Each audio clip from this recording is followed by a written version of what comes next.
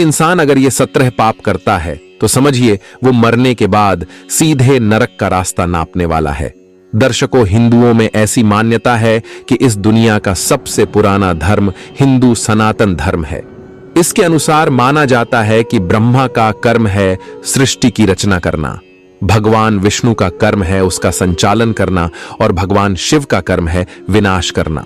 मित्रों, वैसे तो हिंदू धर्म में हर धार्मिक ग्रंथों की अपनी एक विशेष महत्ता है, मगर बात जब गरुड़ पुराण की आती है तो इसकी महत्ता और भी अधिक बढ़ जाती है। दरअसल गरुड़ पुराण हिंदू धर्म के प्रसिद्ध धार्मिक ग्रंथों में से एक है।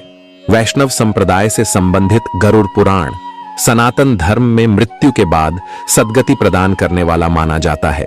इसलिए सनातन हिंदू धर्म में मृत्यु के बाद गरुड़ पुराण के सुनने का प्रावधान है। मृत्यु प्रकृति का अटल सत्य है। जो इस धरती पर आया है उसे एक दिन यहां से जाना ही है। गरुड़ पुराण के अनुसार हमारे कर्मों का फल हमें हमारे जीवन में तो मिलता ही है, परंतु मरने के बाद भी कर्मों का अच्छा बुरा फल मिलता है, क्योंकि गरुड़ पुराण में स्वर्ग और नरक का वर्णन मिलता है। इसलिए कोई इंसान अगर ये 17 पाप करता है तो समझिए वो मरने के बाद सीधे नरक का रास्ता नापने वाला है। दर्शकों, आज की यह वीडियो बहुत ही ज्ञानवर्धक होने वाली है, क्योंकि आज हम बात करने वाले हैं कि गरुड़ पुराण के अनुसार इस संसार का सबसे बड़ा पाप क्या है, जिसे यदि व्यक्ति गलती से भी कर ले तो उसे सीधा नरक में यातनाएं सहनी पड़ती हैं। इसके साथ ही सबसे बड़ा पुण्य क्या है, जिसे करने से मनुष्य को स्वर्ग की प्राप्ति होती है। इसके साथ ही हम जानेंगे कि सबसे बड़ा तीर्थ क्या है और इस संसार में सबसे बड़ी सेवा क्या है। पर दर्शकों, इस ज्ञानवर्धक प्रस्तुति की शुरुआत करने से पहले मैं आपको बता दूं कि यदि आप हिंदू धर्म यानी कि सनातन धर्म को मानते हैं तो इस वीडियो को आखिरी तक जरूर देखें, क्योंकि यह गरुड़ पुराण की कथा है और भगवान श्री हरि विष्णु कहते हैं कि कभी भी व्यक्ति को गरुड़ पुराण की किसी भी कथा को आधा अधूरा नहीं सुनना चाहिए, क्योंकि आधा अधूरा ज्ञान हमेशा विष के समान होता है। तो आपसे यही आग्रह है कि वीडियो को बिना स्किप किए आखिरी तक जरूर देखें। साथ ही इसे एक लाइक करके कमेंट में जय श्री हरि विष्णु लिखकर ईश्वर को अपना आभार व्यक्त करें।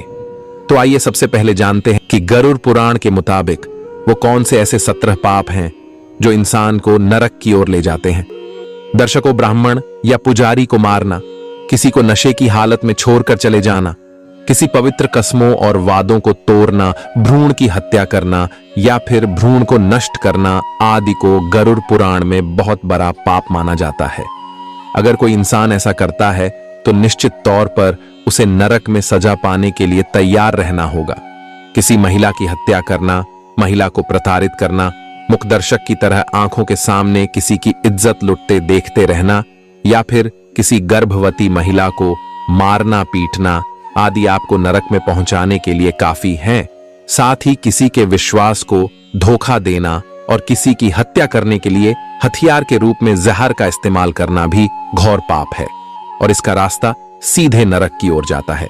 पवित्र स्थलों को हेय दृष्टि से देखना, अच्छे लोगों को धोखा देना, साथ ही उसकी बेइज्जती करना और गाली देना या फिर किसी धर्म, पुराण, वेद या फिर मीमांसा का अपमान करना आदि भी नरक में जाने के ही संकेत होते हैं।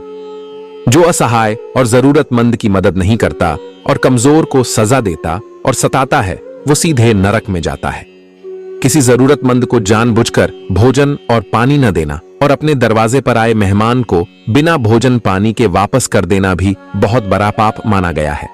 मित्रों, इसके साथ ही जो किसी की मदद करने के बजाय उससे कुछ छीनता है, जो अपनी भलाई के लिए दूसरे का जीविकोपार्जन छीन लेता है या फिर किसी धार्मिक फैसले को गलत ठहराता है, वो मरने के बाद सीधा नरक की ओर ही जाता है।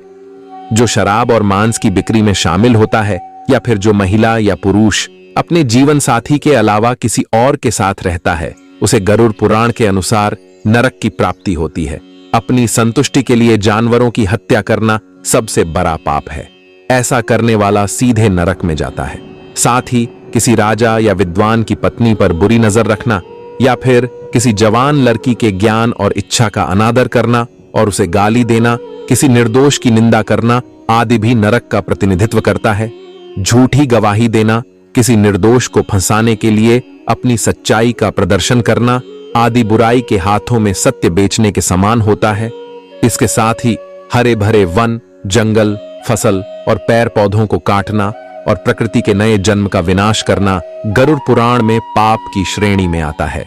मित्रों, किसी विधवा की पवित्रता को नष्ट करना या किसी मर्द से शादी की सीमा को लांघ कर संबंध बनाना भगवान की नजरों में पाप है। ऐसा करने वालों को स्वर्ग में नहीं बल्कि नरक में जगह मिलती है। पत्नी और बच्चों की जरूरतों को अनदेखा करना, पूर्वजों की उपेक्षा करना इंसान को नरक में ले जाता है। जो व्यक्ति भगवान शिव, विष्णु, सूर्य, गणेश और दुर्गा जी का सम्मान नहीं करता और जो देवी देवताओं की पूजा नहीं करता, वो भी नरक में ही जाता है। जो किसी महिला की इज्जत लूटने के इरादे से उसे शरणार्थी के तौर पर आश्रय देता है और उसकी आड़ में वो अपराध करता है, वह सबसे बड़ा पापी होता है। जो पवित्र आग, पवित्र पानी, बगीचे या गौशाला में मलमूत्र का त्याग करता है, इसे बहुत बड़ा पाप माना गया है और ऐसे व्यक्ति को खुद यमराज सजा देते हैं और उसे नरक में भेज देते हैं। दर्शकों, आइए अब हम जानते हैं कि इस दुनिया का सबसे बड़ा तीर्थ स्थल क्या है। तो हम आपको बता दें कि जहां लोग परिक्रमा, पूजा पाठ, स्नान, मुंडन आदि कार्यों के लिए जाते हैं, हम सभी जानते हैं कि उस पवित्र स्थल को तीर्थ स्थल कहते हैं। 3 शब्द के स्थल के अनेकानेक अर्थ निकलते हैं। उदाहरण स्वरूप मार्ग, रास्ता, घाट, स्रोत, जलाशय, साधना अथवा मंत्रणा आदि। तीर्थ से तात्पर्य पुण्य कार्य के लिए अर्पित स्थान विशेष से भी है, जो प्रायः किसी पवित्र नदी या सरोवर के किनारे बना हो। उपचार, तरकीब, पुण्यात्मा, योग्य व्यक्ति तथा श्रद्धा का पात्र, ये सब पद भी तीर्थ के अर्थ के रूप में प्रयुक्त होते हैं।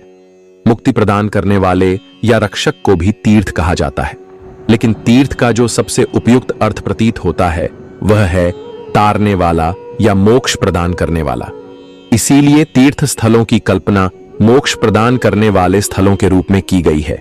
ऐसा स्थान जहां जीवन मृत्यु के चक्र से आत्मा मुक्त हो जाती है। मोक्ष की इच्छा है तो तीर्थ स्थानों की यात्रा कीजिए। मोक्ष और तीर्थ दोनों शब्द एक दूसरे के पर्याय जैसे रहे हैं, लेकिन क्या मात्र एक स्थान विशेष या जड़ पदार्थ मोक्ष में सहायक हो सकता है? तो आपको बता दे कि वे सभी संज्ञा शब्द, चाहे वे व्यक्ति हो, स्थान हो अथवा भाव हो या जो भी मनुष्य की श्रद्धा के केंद्र हैं, तीर्थ ही हैं। धर्मोपदेशक अथवा अध्यात्म भी तीर्थ है। उपदेश, शिक्षा और यज्ञ भी तीर्थ ही है। योग्य व्यक्तियों द्वारा किया गया पवित्र कार्य भी तीर्थ है और जहां यह कार्य संपन्न किया जाए वह स्थल भी तीर्थ ही कहलाने लगता है। स्थान विशेष तीर्थ का प्रतीक बन जाता है। जब स्थान विशेष ही तीर्थ की पहचान बन जाता है तो तीर्थ का मूल तत्व भुला दिया जाता है। जब मंदिर, मस्जिद, नदी या सरोवर का घाट या पर्वत श्रृंग तीर्थ हैं, तो तीर्थ यात्री और उसकी श्रद्धा भी तीर्थ है। जब तीर्थ यात्री ही नहीं होगा तो तीर्थ ही कहां से होगा? और अगर तीर्थ यात्री में श्रद्धा ही नहीं होगी तो भी तीर्थ का क्या प्रयोजन? शिक्षक भी तीर्थ है और शिक्षणालय भी तीर्थ है। यहां तीनों की प्रकृति भिन्न है, लेकिन तीनों का उद्देश्य एक ही है और वह है ज्ञान द्वारा स्वयं को जानना। आत्मज्ञान में सहायक होने वाले तत्व ही सच्चे तीर्थ हैं, उनका स्वरूप चाहे जैसा भी हो। मित्रों, जैन धर्म के 24 तीर्थंकर हुए हैं। तीर्थंकर का अर्थ है पथ प्रदर्शक अथवा मुक्ति का मार्ग दिखाने वाला। अतः सभी तीर्थंकर तीर्थ ही हुए। भगवान आदित्यनाथ या ऋषभदेव भी एक तीर्थ हैं। भगवान बाहुबली और भगवान महावीर भी तीर्थ हैं। उनकी स्मृति में स्थापित मंदिर या शिवालय भी तीर्थ है। उनकी वाणी भी तीर्थ है। मंत्र भी एक तीर्थ है और मंत्रोच्चारण से उत्पन्न भाव सृष्टि भी एक तीर्थ यात्रा है। माता पिता और गुरु भी तीर्थ है। तीर्थ क्या है, आइए इसे एक छोटी सी कथा के माध्यम से समझने का प्रयास करते हैं। मित्रों, एक बार शिव ने अपने पुत्रों से कहा कि जो सबसे पहले तीनों लोकों की परिक्रमा करके लौटेगा वह पुरस्कार का अधिकारी होगा। कार्तिकेय तो अपने वाहन मयूर पर सवार होकर तीनों लोकों की परिक्रमा के लिए उड़ चले, लेकिन गणेश वहीं बैठे रहे। थोड़ी देर बाद वह उठे और अपने मूषक पर सवार होकर अपने समक्ष उपस्थित माता पिता की ही परिक्रमा कर ली और पुरस्कार जीत लिया। यानी कि माता पिता से बढ़कर दूसरा और तीर्थ कोई नहीं है, इसलिए अपने माता पिता की सेवा अवश्य करें। दर्शकों, आइए अब हम जानते कि इस संसार में सबसे बड़ा पुण्य क्या है। पुण्य का अर्थ पवित्रता से जोड़ा जाता है। पुण्य से तात्पर्य है कि जिसका हृदय निश्चल व उदार चित्त का होता है तथा जिसके हृदय में दूसरे के प्रति पवित्रता की अभिव्यक्ति होती है, वह पुण्य कहलाता है। मित्रों, इस धरती पर मनुष्य का सबके साथ लगाव है, चाहे प्रकृति की बात करें या जानवरों की। यह लगाव कहीं ना कहीं लाभ या फायदे का लगाव है, क्योंकि मनुष्य की प्रकृति है कि जो चीज उसे फायदे की लगती है उसे वह उसी समय अपना लेता है, तथा जो चीज उसे फायदा नहीं पहुंचाती उसे कूड़े के ढेर में ढेर कर देता है। आधुनिक समय में इस दुनिया में मनुष्य को सबसे ज्यादा किफायती जो चीज लगती है वह है धन और दौलत। और अधिकतर मनुष्यों की सोच होती है कि जिनके पास दौलत है वह ज्यादा अच्छा कर्म कर पाते हैं और पुण्य कमा पाते हैं, गरीब लोग तो पुण्य नहीं कर पाएंगे। तो दर्शकों, हम आपको बता दें कि यह सोच गलत है। सत्यता यह है कि धन जोड़ने से अपवित्रता आती है और परित्याग करने से पवित्रता आती है। सच्चे अर्थों में वही धन पवित्र माना जाता है जो अच्छे कार्यों में विनियोजित हुआ हो और अच्छे कार्यों का फल पुण्य होता है। हम आपको बता दें कि पुण्य 11 प्रकार के हैं, पर इनमें से 5 पुण्य सबसे बड़े पुण्य है। तो आइए जानते हैं ये कौन कौन से पुण्य है।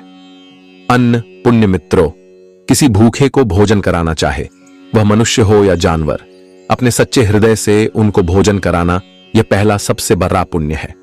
निराश्रित मनुष्य या जानवरों को आश्रय देना यह दूसरा सबसे बड़ा पुण्य है। मित्रों, यदि आपके पास ना भोजन है और ना धन है किसी को दान करने के लिए, तो आप अपनी निर्दोष वाणी से व अपने मधुर शब्दों से अन्य के दुखों को सुख में परिवर्तित कर सकते हैं, अर्थात उन्हें सुख पहुंचा सकते हैं। अपने से बड़ों वह छोटों के प्रति नम्रतापूर्ण व्यवहार रखना यह सबसे बड़ा पुण्य है, क्योंकि हम आपको बता दें कि बड़े बुजुर्गों के चरण स्पर्श करने मात्र से ही आपके पाप पुण्य में बदल जाते हैं। इसके बाद आता है मन पुण्य। हृदय में सभी प्राणियों के प्रति सुख की भावना रखना और अहिंसा का पालन करना बड़ा पुण्य है। अर्थात पुण्य वह है जो आप अपने पवित्र हृदय, द्वेष मुक्त चित्त व मस्तिष्क के उच्च भाव व उच्च विचारों के साथ करते हैं, तो यह है सबसे बड़ा पुण्य। दर्शकों, अब हम जानते हैं कि इस संसार की सबसे बड़ी सेवा क्या है। तो हम आपको बता दें कि एक गुरु अपने आश्रम में लोगों की चिकित्सा भी किया करते थे। उनके इस कार्य में उनके 2 शिष्य सहयोग देते थे। दोनों शिष्य बड़े ईश्वर भक्त थे। वे प्रतिदिन सुबह ईश्वर की प्रार्थना करते थे। एक बार आश्रम में कोई रोगी आ गया। उस समय दोनों शिष्य अपनी प्रार्थना में व्यस्त थे। गुरु ने अपने सहयोग हेतु शिष्यों को बुलाने के लिए एक व्यक्ति भेजा, लेकिन शिष्यों के लिए प्रार्थना से बढ़कर कुछ भी नहीं था। जब वह व्यक्ति शिष्यों के पास गया तो उन्होंने कहा, अभी हमारी प्रार्थना चल रही है, प्रार्थना समाप्त होते ही हम आते हैं। थोड़ी देर होने पर मित्रों, गुरु ने फिर व्यक्ति को भेजा। इस बार शिष्य आ तो गए, लेकिन वे थोड़े क्रोध में थे। उन्होंने आते ही गुरु जी से कहा, आपने हमें अचानक क्यों बुलाया? यह समय हमारी प्रार्थना का है। हम इस समय ईश्वर की पूजा के अतिरिक्त अन्य कोई कार्य नहीं करते। तब गुरु ने उस रोगी की ओर इशारा करते हुए कहा, मैंने इस व्यक्ति की सेवा के लिए तुम्हें बुलाया है। देवता तो किसी भी समय प्रार्थना स्वीकार कर सकते हैं, लेकिन सेवा करने का समय कभी कभी ही आता है। सेवा प्रार्थना से ऊंची है, क्योंकि देवता भी यदि किसी की सेवा करना चाहें तो नहीं कर सकते। उन्हें भी सेवा करने के लिए मनुष्य शरीर धारण करना पड़ेगा। जो मनुष्य सेवा करता है उसकी अल्प समय की प्रार्थना को भी देवता स्वीकार कर लेते हैं। मित्रों, गुरु की बात को समझकर शिष्य अपने किए पर लज्जित हुए और उस दिन से प्रार्थना से अधिक महत्व सेवा को देने लगे। वे समझ चुके थे कि देवताओं की प्रार्थना करना मनुष्य का आध्यात्मिक कर्तव्य है, लेकिन प्रार्थना के कारण किसी को पीड़ा हो तो देवता भी उस प्रार्थना को स्वीकार नहीं करते। प्रार्थना उसी व्यक्ति की स्वीकार की जाती है जो सेवाभावी होता है।